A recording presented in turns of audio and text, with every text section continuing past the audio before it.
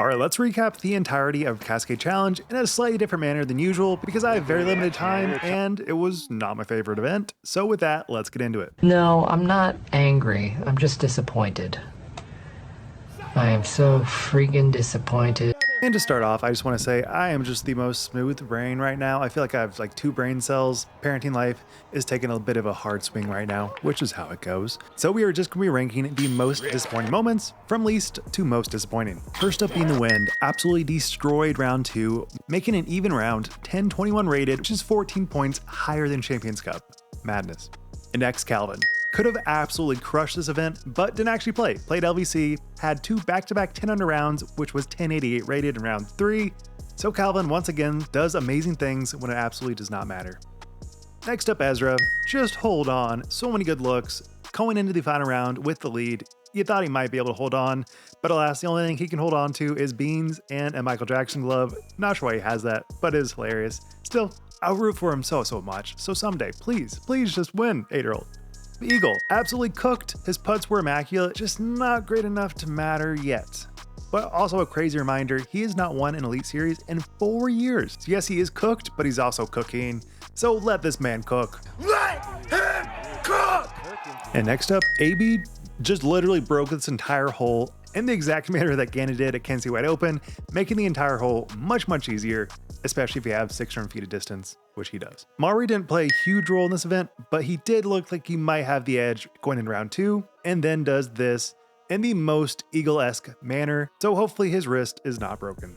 And next up, while Gavin did play kind of terrible round 2, still has the most aura, highest vibes, love the player. I was talking about him in February 2024, so I hate that we try to like bring these players as like brand new talent. Like no, they've been around for a while and he's crushed. Also has the most luscious locks ever. And in case you forgot, Owen is nice with it. Did she win? No, but she did put up a very good fight against Missy. And again, she wins another event, making her the highest earning FPO player of all time. But I will not mince words. I honestly think Missy's play is a little boring. Her putting's perfect, for sure. But I still just never really connect with her play. But hey, she wins everything, and that's all that matters. And before we get to the main topics, you gotta give a huge shout out to Ezra Robinson, who wasn't actually in the mix that much, did finish in 8th, but has the most heroic shot I think I've ever seen. And then my top 2 funniest moments of probably the entire year goes to Ricky and Simon on hole 18 round 2. The spotter is having the red flag up saying, bro, do not throw, it is not ready, we don't care. So Ricky throws and then Simon throws immediately after with the spotter being like, bro, it is not clear, but they just don't care. Classic. And after a very rough triple from Gannon, it looked like he was just not really gonna be in the mix. And then he comes back and then gets razzed by a deer. I did not know that was possible. And if you're wondering, he does miss the putt. But will this become like a mainstay on tour? Will deer start razzing him every event? But by far, the main disappointment was Simon's comeback that narrowly missed the win.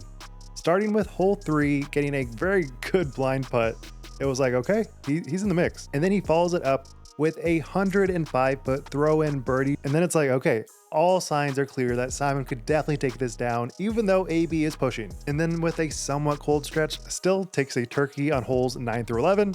But then on hole 15, it looks like he has to push. And so he does exactly that, making a 146-foot throw-in. While he's in contention, needing a birdie, this is only shit that Simon does.